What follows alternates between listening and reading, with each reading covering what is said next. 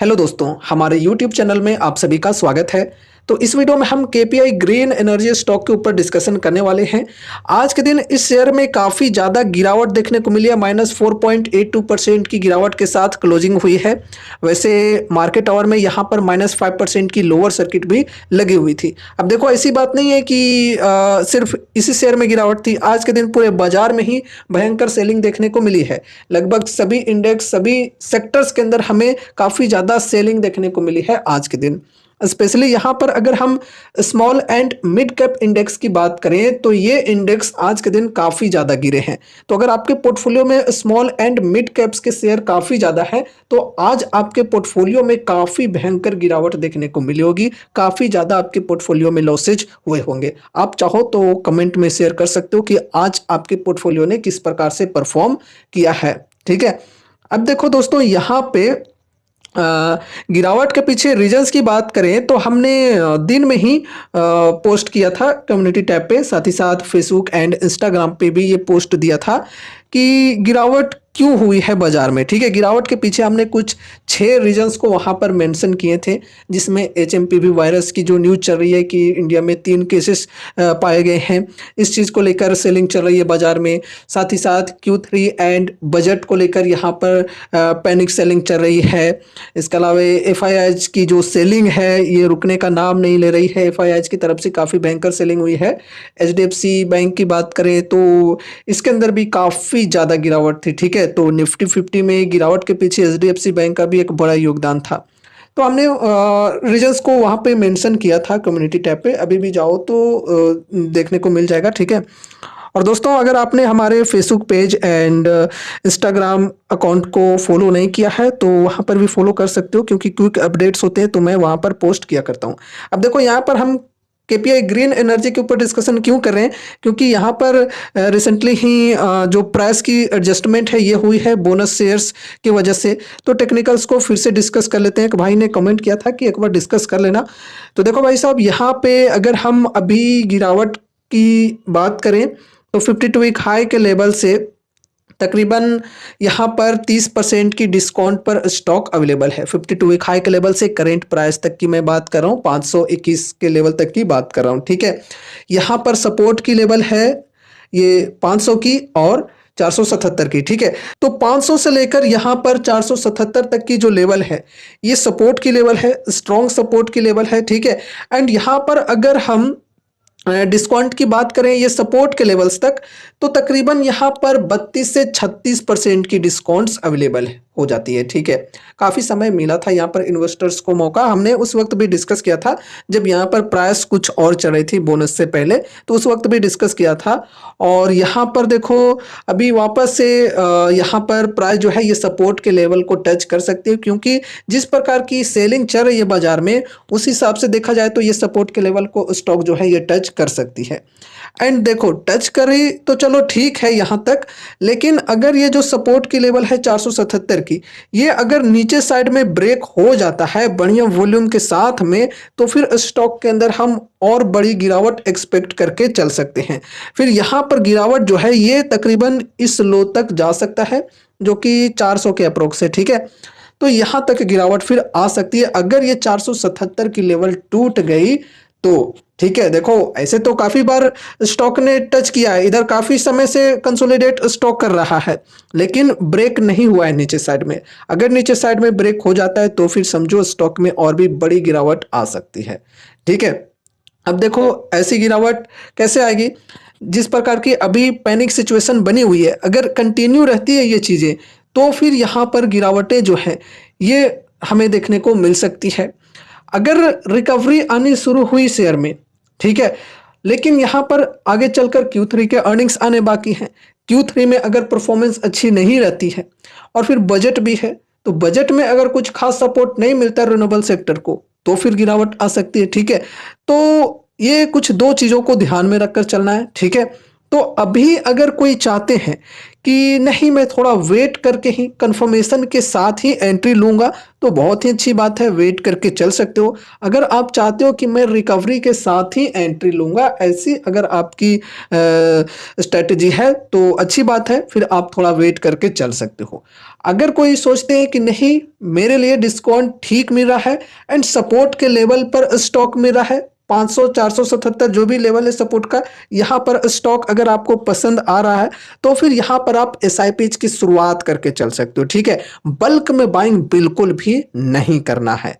ठीक है, फिर से सुनो, ऐसे लेवल पर बल्क में बाइंग करना काफी रिस्की हो सकता है, क्योंकि यहाँ से गिरावटें आने की चांसेस भी काफी ज्यादा है और रीजंस भी हमने डिस्कस किया कि कब गिरावट आ सकती है यहाँ पे। ठीक है, तो इसलिए फर्स्ट एसआईपी करके चलना चाहे तो कर सकते हैं, ज़्यादा अमाउंट्स नहीं लगाना है। फिर अगर गिरावटें कंटिन्यू रही शेयर में तो फिर नेक्स्ट यहाँ पर सपोर्ट की लेवल जो है ये बन जाएगी 400 की, तो यहाँ पर हम ऐड ऑन करेंगे। ठीक है, एवरेजिंग करने की कोशिश करेंगे, एक्यूमुलेट करने की कोशिश करेंगे, लेकिन हाँ ध्यान ये रखना है कि ऐड ऑन करने के चक्कर में ऐसा ना हो कि अपने पोर्टफोलियो का एक बहुत ही बड़ा वेटेज इस एक स्टॉक के अंदर दे दिया, तो ऐसा करना काफी रिस्की हो सकता है। इसलिए सोच समझकर लिमिटेड वेटेज के साथ ही चलना है, जरूरत से ज्यादा अमाउंट्स नहीं लगाने चाहिए। आज जो गिरावट आई है, अगर किन्हीं के पोर्टफोलियो में स्मॉल कैप्स के शेयर काफी ज्यादा हैं तो उन लोगों को लग रहा होगा कि भाई साहब हमने स्मॉल कैप्स में इतना ज्यादा वेटेज क्यों दिया, थोड़ा लार्ज कैप्स में भी अच्छा वेटेज दे दिया होता तो इतनी बड़ी गिरावट नहीं आती। आज उन लोगों को लार्ज कैप्स का महत्व पता चला होगा। वैसे तो लार्ज कैप्स के अंदर भी गिरावट कम नहीं थी, लेकिन फिर भी देखा जाए तो लार्ज कैप्स जो हैं वो थोड़े कम ही गिरे हैं स्मॉल एंड मिड कैप्स की तुलना में देखा जाए तो। ठीक है, तो देखो भाई यहाँ पर स्मॉल कैप है और स्मॉल कैप के अंदर रिस्क तो डेफिनेटली काफ़ी हाई होती है, तो अपने रिस्क के अकॉर्डिंग ही अमाउंट्स लगाने चाहिए। ठीक है, अगर हम परसेंटेज वाइज बात करें तो अपने टोटल पोर्टफोलियो का यहाँ पर मानकर चलें तो मैक्सिमम 4 से 5% का ही एलोकेशन होना चाहिए ऐसे स्टॉक्स में। ठीक है, क्योंकि high risky high rewarding type के ये स्टॉक होते हैं। ठीक है, एंड पर्सनली अगर मैं अपनी बताऊं तो मेरी भी होल्डिंग्स हैं इस स्टॉक के अंदर, लॉन्ग टर्म के लिए यहाँ पर हमने इन्वेस्टमेंट कर रखा है काफ़ी पहले ही। अब देखो यहाँ पे मार्केट कैप की बात करें तो 10,283 करोड़ की मार्केट कैप है। अगर मार्केट कैप 20,000 करोड़ की भी हो जाती है ना, तो यहाँ पर जो इन्वेस्टर्स के पैसे हैं वो डबल हो जाएंगे। ठीक है, 1 लाख मान कर चलो यहाँ पर आपने इन्वेस्ट कर रखा है अभी के समय पे, तो 20,000 करोड़ का अगर मार्केट कैप इनका पहुँच जाता है तो यहाँ पर 1 लाख का अमाउंट 2 लाख बन जाएगा। ठीक है, इसी प्रकार से मानकर चलो ये 5 गुने से बढ़ जाता है, 5x से बढ़ जाता है, 50,000 करोड़ तक अगर इनका मार्केट कैप पहुंच जाता है तो हमें भी 5x रिटर्न्स मिल जाएंगे, 1 लाख का अमाउंट 5 लाख बन जाएगा। ठीक है, इतना ही एक्सपेक्ट करके चले कि चलो 50,000 करोड़ तक भी पहुंच जाए तो हमारे जो रिटर्न्स हैं ये काफ़ी बेहतरीन बन जाएंगे, मल्टीफोल्ड रिटर्न्स बन जाएंगे, है कि नहीं। हम ये नहीं कह रहे हैं कि यहाँ पर बहुत ही बेटर चीज़ें हो जाएगी, मतलब ब्लू चिप टाइप की कंपनी बन जाएगी, इतना भी हो जाए तो भी यहाँ पर हमें शानदार रिटर्न्स मिलेंगे।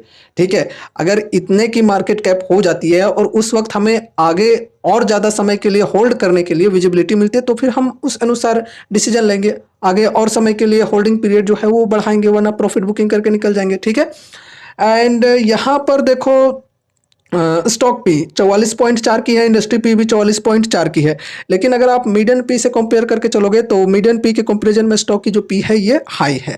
ठीक है, अगर यहाँ पर हम पीजी रेशियो की बात करें तो 0.44 की है, तो यहाँ पर ओवरऑल वैल्यूएशन की अगर हम बात करें तो वैल्यूएशन ठीक ठाक है, ना तो हम इसे बहुत ज़्यादा एक्सपेंसिव कह सकते हैं ना तो बहुत ज़्यादा लो कह सकते हैं। ठीक है, और यहाँ पे मीडियन पी के कंपैरिजन में स्टॉक की जो पी है ये हाई है, लेकिन अगर आप ऐसा सोचते हो कि एकदम मीडियन पी के इक्वल ही स्टॉक की पी होनी चाहिए तो ऐसी चीज़ें पॉसिबल नहीं होती है जनरली। अगर कंपनी के रिजल्ट्स बढ़िया तरीके से आ जाते हैं, वैल्यूएशन जैसी है उसके अकॉर्डिंग अगर रिजल्ट्स आ जाते हैं, बढ़िया रिजल्ट्स अगर आ जाते हैं तो फिर स्टॉक के अंदर और भी बेहतरीन तेजी आ सकती है, फिर जो वैल्यूएशन है ये और भी ज़्यादा बढ़ सकता है। ठीक है, तो ये आपको समझ कर चलना है, ऐसा नहीं है कि एकदम पत्थर की लकीर यहाँ पर हो गई कि पी जो रेशियो है ये एकदम 20 की होनी चाहिए, 20 की होगी तभी मैं बाइंग करूँगा, तो ऐसा नहीं होता है। ठीक है, वैल्यूएशन जो है ये कंपनीज की क्यों एक्सपेंसिव होती है, क्योंकि उस प्रकार से कंपनीज ने पास्ट में ग्रोथ भी दिखलाए हैं, ठीक है। एंड आगे चलकर जिस प्रकार की वैल्यूएशन होती है उस प्रकार के अगर अर्निंग्स नहीं आते हैं तो फिर स्टॉक में सेलिंग देखने को मिलती है। अभी जो वैल्यूएशन है स्टॉक की ठीक ठाक है, तो अभी के वैल्यूएशन के अकॉर्डिंग अगर रिजल्ट्स बढ़िया आ जाती है तो फिर स्टॉक में हमें बढ़िया तेजी देखने को मिल सकती है। अगर अभी जो वैल्यूएशन है उससे बढ़िया रिजल्ट्स या फिर उसके इक्वल रिजल्ट्स नहीं आते हैं, उससे खराब रिजल्ट्स अगर आते हैं, वैल्यूएशन जैसी है वैसे रिजल्ट्स नहीं आते हैं, तो फिर स्टॉक में हम और भी गिरावट एक्सपेक्ट करके चल सकते हैं, ठीक है। तो इन चीज़ों को आपको ध्यान में रखकर चलना है। ये रही हमारी आज की video KPI green energy stock से रिलेटेड। और सबसे जरूरी बात कि यहाँ पर हमने जो भी चीज़ों को डिस्कस किया वो सिर्फ और सिर्फ एजुकेशनल पर्पज से किया है। तो इसलिए इस वीडियो को देखने के बाद अगर आपको कुछ भी इंटरेस्ट लगता है तो फिर आपको अपने तरफ से भी कुछ स्टडी एंड एनालिसिस करनी है। ऐसा नहीं कि बिना कुछ सोचे समझे डायरेक्ट जाकर पैसे लगा दिए, ठीक है। साथ ही साथ अपने फाइनेंशियल एडवाइजर से भी कंसल्ट जरूर से करना है। तो उम्मीद है कि ये वीडियो आपको जरूर से पसंद आई होगी, तो वीडियो को लाइक करके चैनल को सब्सक्राइब कर देना और मिलते हैं अगले नए वीडियोस के साथ। तब तक के लिए बाय बाय।